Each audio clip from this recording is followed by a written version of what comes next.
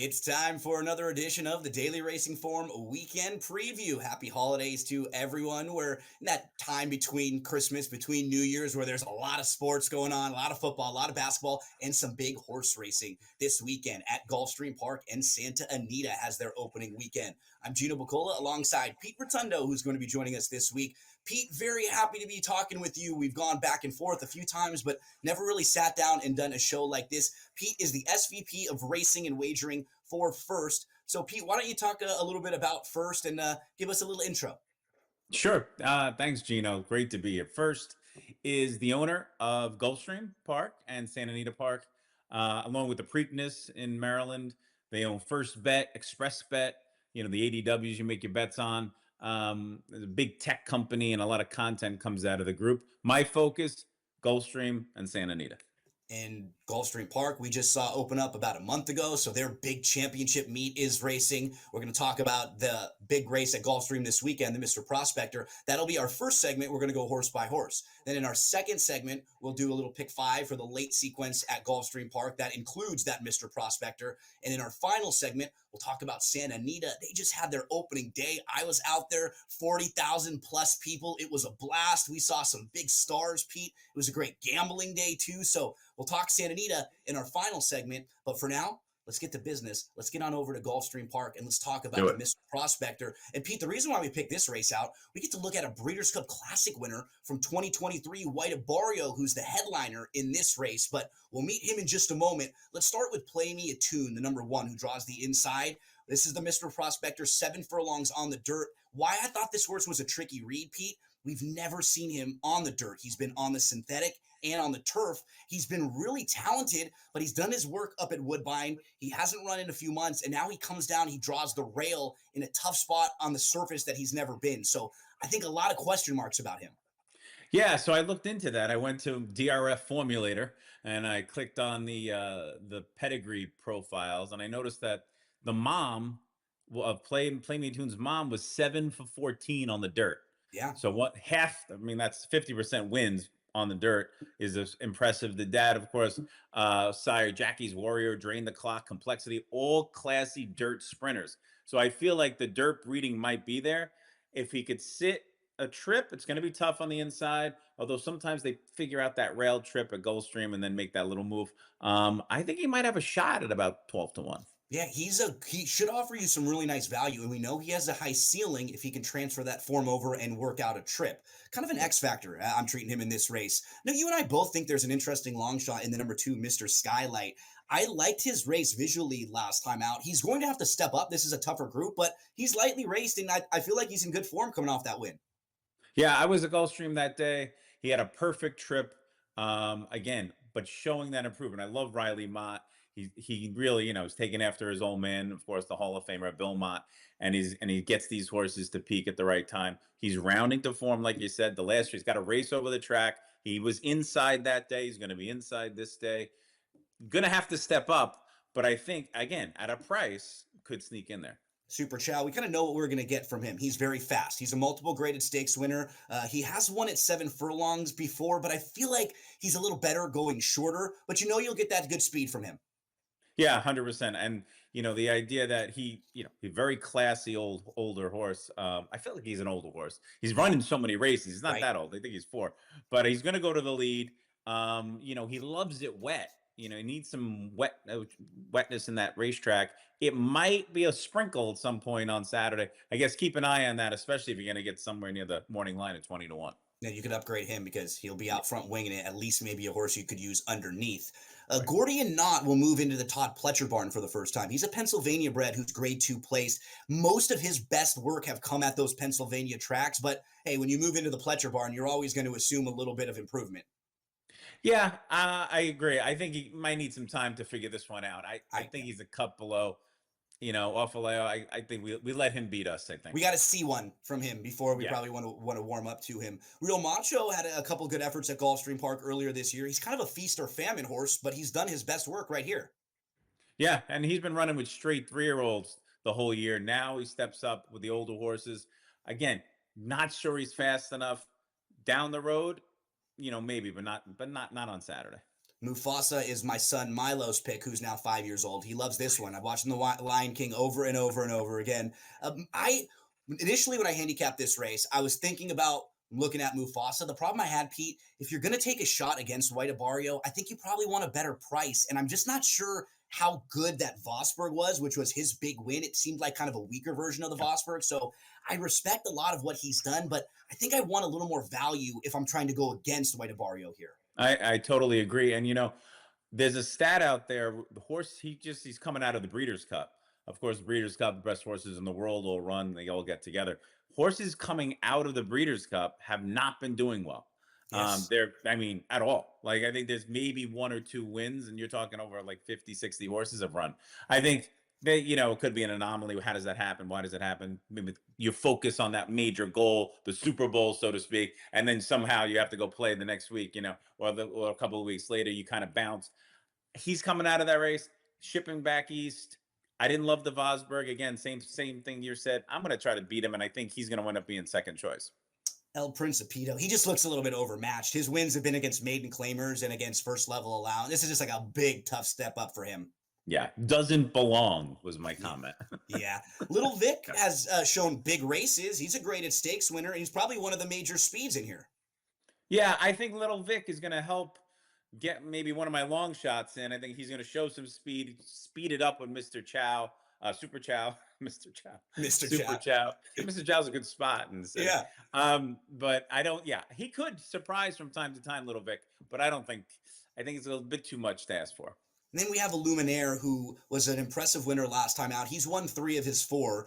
I'm a little worried that he might get overbet because on paper, he looks like a real interesting horse. And I'm not sure how tough some of the company he's beat, but I respect the heck out of him, and in particular, the connections. Yeah, I agree. He will be overbet, I think. I also think, same thing. He won last time. He was supposed to win. The field wasn't that great. It's Pletcher. I think he's going to, with Saez up, he's going to keep him a little closer and might wind up into that little speed duel. Yep. I'm going to try to beat him. Again, I think we got to try to beat the second, third, or fourth choices here. Especially if we were going to play White Barrio, who looks so good in here, the Florida Derby winner, the Breeders' Cup Classic winner. He came back to Gulfstream Park where he has his home base, and he just looked good. He's 6 for 7 at Gulfstream. And as you were pointing out with the Breeders' Cup, they took a different approach with him. They went to a softer race to kind of get that confidence back up. And now I think he's going back in the right direction after a couple disappointing races this year. This was your 2023 Breeders' Cup Classic winner. His ceiling is so high. Yeah, he loves Gulfstream. He's 5 for 6 at Gulfstream, won the Florida Derby a couple of years ago. This is his home track, and they're doing exactly the right way to get this horse down the road, running these 7 furlongs. This is like an old school move they used to do in the old days. Easy goers. I remember they used to run at 7 furlongs before they stretched out. But bottom line is, I always like to try to beat the favorite. I just can't see it. He's already in good form, and he should have sit an absolute dream trip with Irad Ortiz. The key is, if you can't beat the favorite and you still want to try to find value in the race, can we find some horses underneath that are big prices? You think Shaq Diesel has a little bit of a shot, and even the outside horse, Carmel Chip. I'm a Laker fan. I love the big daddy, Shaq Diesel. Talk to us about these outside couple and why you would use them underneath. Yeah, well, here's the way. It's all about pace makes the race, right? I think Super Chow, Little Vic, maybe a Luminaire, they're all going to eventually hook up mid-race, and I hope for the pace to get really hot. And anybody close to it is going to fall back. And if that's the case, White Barrio makes his move, opens up, and now I just want the horses to come try to get a piece, to try to suck up the pieces down the lane. Shaq Diesel has a nice closing kick. Caramel Chip does as well. They're going to be huge prices. They're 30 to 1 on the morning line. I just see the race kind of falling apart from a pace scenario, and maybe some of these can suck up second and third. Let's take a look at the selections for this one. Pete's going to put White Barrio on top of some prices that he'll use in the Super. Be a little more logical underneath, but we're both going to key in on White Barrio. We'll talk more about him in our Pick 5 segment next. Make sure that all of you out there take a look at the offer we have for the SportsGrid viewers. Free all-access past performances when you use the promo code DRFSGPPs. We'll be right back and talk Gulfstream Pick 5 for Saturday. As the candles flicker, a new tradition shines. 8 nights of Hanukkah, 8 nights of winning insights. Like they may come out slow, so you might be able to get a better number. Wow, they're favored. With SportsGrid, every night is another chance to win. No pick sixes today, they cover. So let's crunch it up. Let's make it happen. Let's give you our favorite props. Let your Hanukkah winnings brighten your celebrations. Happy Hanukkah from all of us at SportsGrid. How do you find some of this great talent that you've brought in, who are still early in their career, might not have a ton of tape on them yet? I've been around this business, man, for almost 20 years. So a lot of these guys will tell you that I popped into a lot of gyms, sparred, or just worked on the side, or, kind of worked out, just watching. I've always loved this sport, man. I think it's the greatest. And we want to continue to put on the next up-and-coming superstars. We know we got them. Only on SportsGrid. Anyone that's been to a sporting event, the atmosphere before a game, I think Game Time Decisions has that same exact atmosphere. This is our arena. This is what we do. There is going to be an energy to Game Time Decisions that you will feel night in and night out. The excitement you get when you lock your bets in, when you're figuring out what you want to do, we can zone in on the biggest games each night. I want this to be the place that people come to before the games start so they feel as ready as possible to lock in their cards. We are going to hit every single one of those markets that you need to know about. We're gonna go through every single thing, and I've got a great team behind me that's gonna help me get the job done. There is not gonna be a better place, I promise you, than Game Time Decisions to get that new information, react to it, and be able to then bet accordingly. We will have everything at our disposal, and we will use that to our advantage. I'm Kevin Walsh. Tune into Game Time Decisions from 6 to 8 p.m. Eastern on SportsGrid.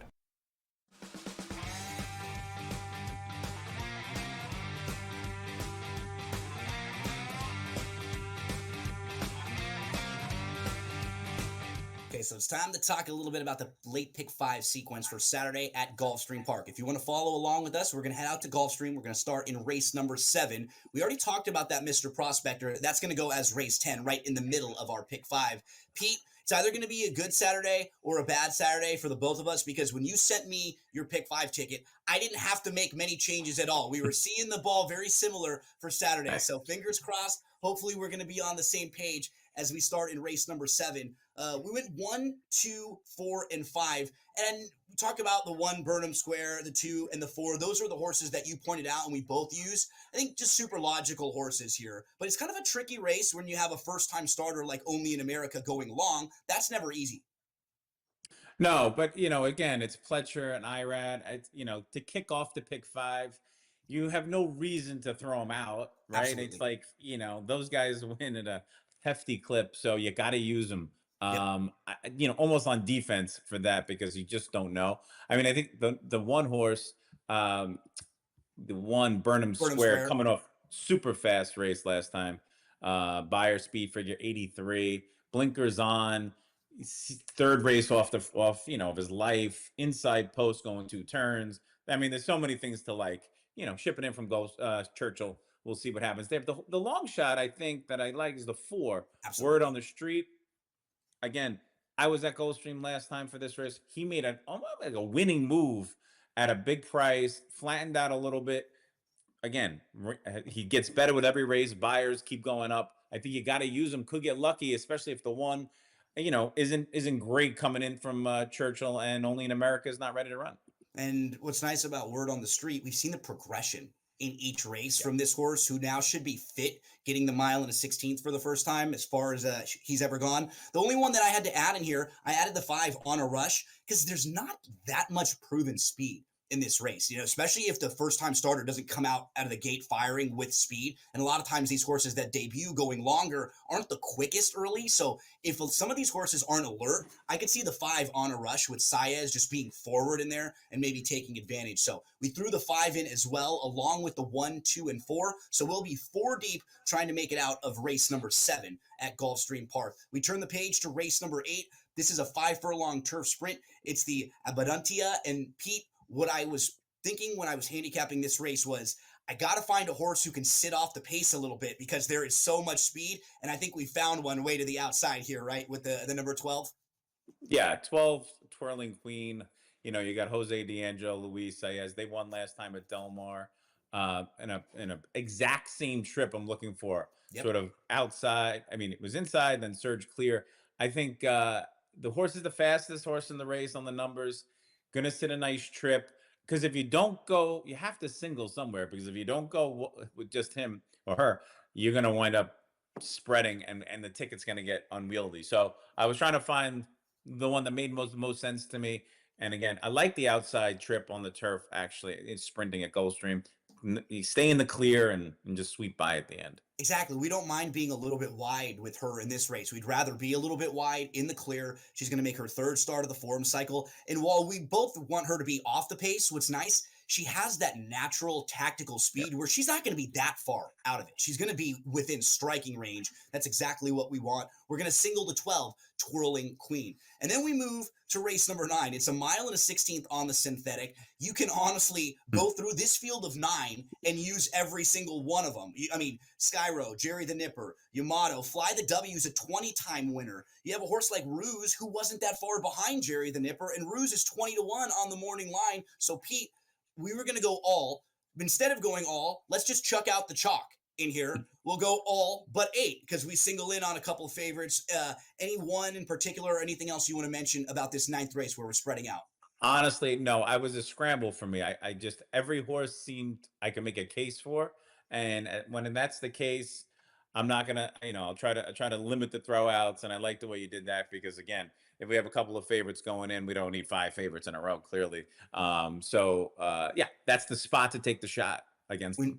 We're looking for some value here in race number 9. This is where we demand that value. And then we'll flip the page to race number 10. We talked about the Mr. Prospector here, and it just came down for me to, okay, if I'm not going to be just using White Abario, who are some of the other horses that I'm going to use? And remember, if you do that, you're going to double or triple your ticket up.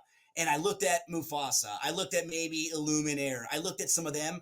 I just haven't seen enough from those horses yet to put them on like even terms with White Abario. We talked about the pattern he's coming in. I just like so much about what they're doing and how they've handled him.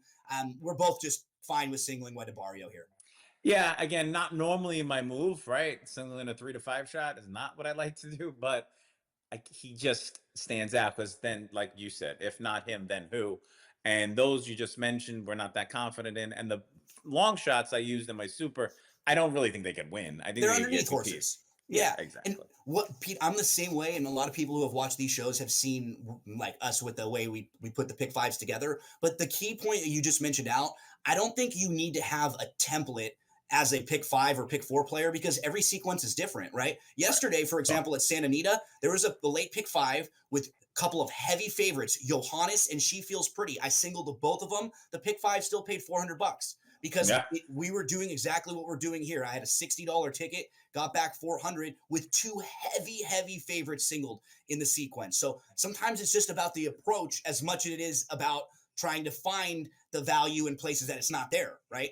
Yeah, 100%. You got it. Exactly. Let's close things out. We go to Gulfstream Park, race number 11. This one, I think we could find a little bit of value too. I mean, you started out with the 1-horse Aspen Dawn. This horse had a trouble trip last time out. Yeah, no, had a horrible trip last time out. And I was like, again, I like the inside, obviously inside, going 2 turns on the grass, sable the ground, hopefully tip out. Checked. Yeah, had a bad check in that race. Look for her, to come back. You got Catalyzed. Chad Brown broke his maiden at Aqueduct, coming to run at Gulfstream. He's not having the best meet so far, but it's Chad, it's Tyler Gaffalione, Klarovich. I feel like you have to use the numbers fit. What do you think?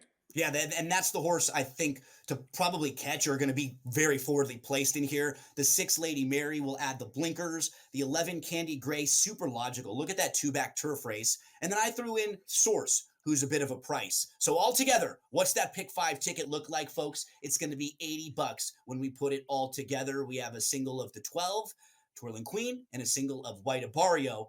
When we return from this quick break, we'll move from Gulfstream Park over to Santa Anita. We'll talk about the great race place.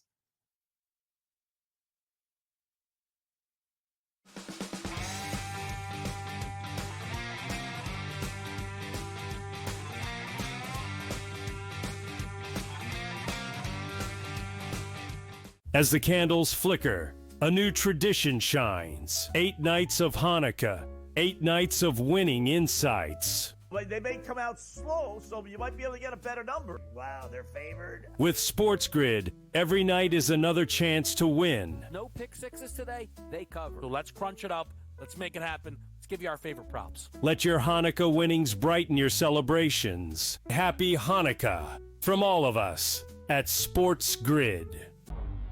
The two guys that can do it all. It's Too much electricity this morning. This is a good time. We're having a lot of fun. I had to do a triple take. Ka-ching!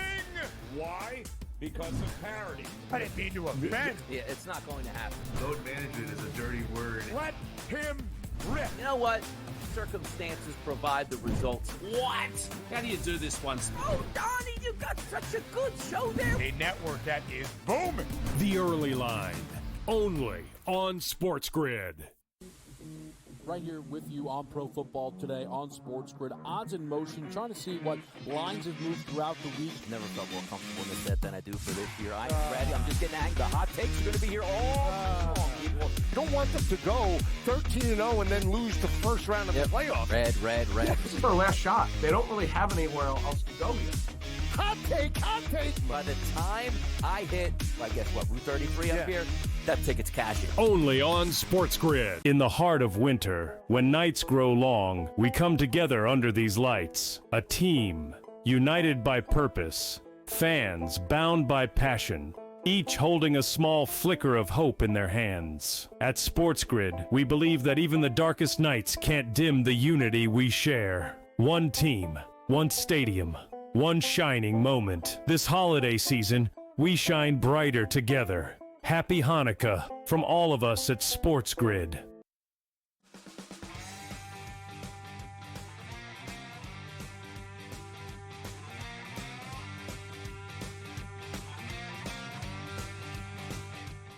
After we hit that Gulfstream Park pick 5, we're going to have some money left over, and we're going to head out to Santa Anita on Saturday. A couple stakes races out there, Pete. Real quick, I was at Santa Anita on opening day. It was a fantastic day. I mean, 40,000 plus. And what was great, Pete, we got to see some of the stars show up. Horses like Johannes, we were talking about, horses like She Feels Pretty. But there were also great gambling opportunities earlier in the day. JB Strikes Back at a huge price. We had a Copian winner at 35-1. So we got that mixture. What we want as gamblers, some good gambling results, but also the big stars showing up.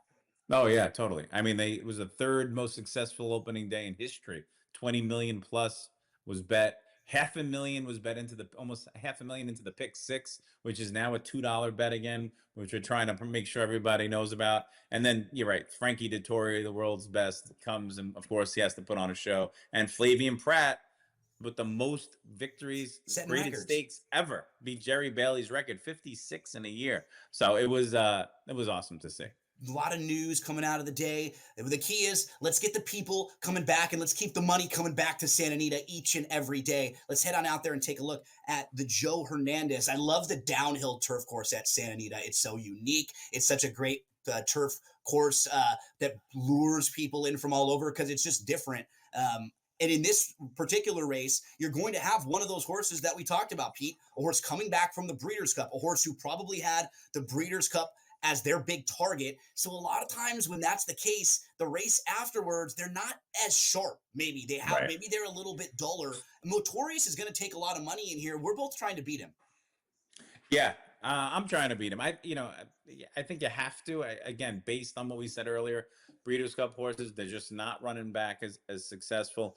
I mean, he's a really nice horse. Absolutely. But I could see him run second just as. And he's a deep closer too, right? So on top of that, he needs the trip and everything. Who you're looking at, I think, to the outside towards the 7 as a play in here? I'm going with the 7. Yeah, Central Dispatch. I think he's going to sit right behind the 2, Coduello, who's a horse shipping in from Los Alamitos. He's going to have the lead. He's going to be like target practice. He sits right there like they're in a workout, take off around the far turn and open up. You got Flavian Pratt. We just talked about breaking all types of records for John Sadler. He'll sit an ideal, perfect trip, and I think he's going to get it. He's improving with every race. and the price is right. What I liked about him too in his last start, he missed the brakes. It was the first time he had to sort of come from off the pace, and he showed, yep, no problem doing that. I completely agree with you. I'd love to see him sitting second or third just off the pace, and that's where I hope the one Air Force Red is going to be too. He's a real hill horse. He has 3 wins down the hill. He likes it, and I think with his running style, he's a horse who likes to go fast, doesn't really want to be grabbed a hold of, so down the hill it's perfect for him because he can kind of just sit off and build that momentum up and have a little bit of late kick. So I'll look towards the 1 Air Force Red. Pete will look towards the 7 to try to take a little swing against Notorious. We have one more stakes race on Saturday at Santa Anita. It's going to be in the 8th race. We have 2-year-old fillies in the Blue Norther. This is an exciting one because you see some of these young horses going long on the turf. Pete, you and I are both going to look at horses who had a ton of trouble last time out. The one that you're going to go to, Super Speed. If you're looking at the daily racing form in the past performances, you know it's a really bad trip when it just says brutal trip. It can't even explain all of the trouble this horse had. Oh yeah, was making a winning move up the inside and just stopped. Totally got in trouble. They couldn't move. Whatever, eased up and flattened out a bit. That of course is a good sign moving forward, right? Because the horse has the ability, just had a bad trip, and now who does he pick up? Flavian Pratt. So you got Pratt and Sadler again. I'm going back to the well. He's got the 2 races before that horse had run. Either one gets the job done, I think. Yep. And again, 3-1, I'll take it. Nothing wrong with plus 300. Offering you very nice value there. I'll go just above you at the plus 400, 4-1 price of the number 7 Resolve, who also had a very tough trip, was inside, was trying to move off the rail and just had absolutely nowhere to go. Got shuffled back, lost some positioning, wasn't that far behind Will Then and Castelou, who will probably be the favorite and the horse to beat in here. So we'll both look for a little bit of value. Maybe we can beat the shorter price here. I went with the 7 Resolve, and Pete is going to go with the 5 Super Speed. So that's going to do it for us this week. Before we go, though, we want to remind everyone out there, all of you watching, you can get free all-access past performances. So we've been looking at the time form U.S. past performances. If you're someone who just likes the old daily racing form that you've seen at the tracks, we've got that for you, too. That's classic. And then the formulator past performances let you click on race replays, let you click on charts. Pete, it's been such a blast talking with you. I look forward to handicapping more Gulfstream and Santa Anita with you in the future. Thanks, Gino. Great to be here. Appreciate it. Shout out to producer Rich and producer Mike. Hope you feel better, Mike. Hope everyone has a great new year, and we'll see you back here next week, same time.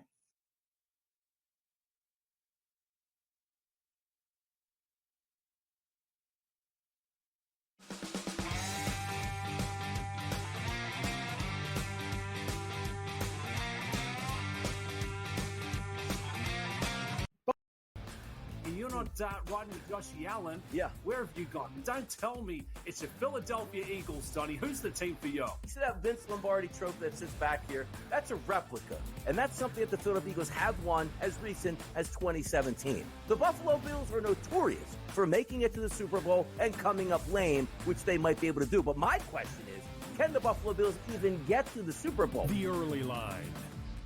Only on SportsGrid.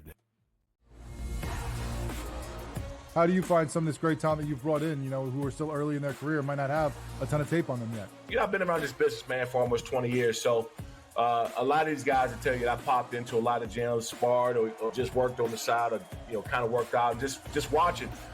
I've always loved this sport, man. I think it's the greatest. And we want to continue to put on the next up-and-coming superstars. We know we got them.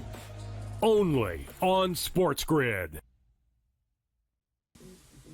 Right here with you on Pro Football Today on SportsGrid. Odds in motion, trying to see what lines have moved throughout the week. Never felt more comfortable in this set than I do for this year. I'm ready. I'm just getting angry. The hot takes are going to be here all long, people. You don't want them to go 13-0 and then lose the first round of the playoffs. Red. Yeah, this is their last shot. They don't really have anywhere else to go yet. Hot take. By the time I hit, guess what, Route 33 up here, that ticket's cashing. Only on SportsGrid.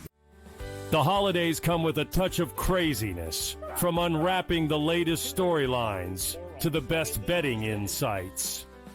We've got everything you need to crank up the excitement this season.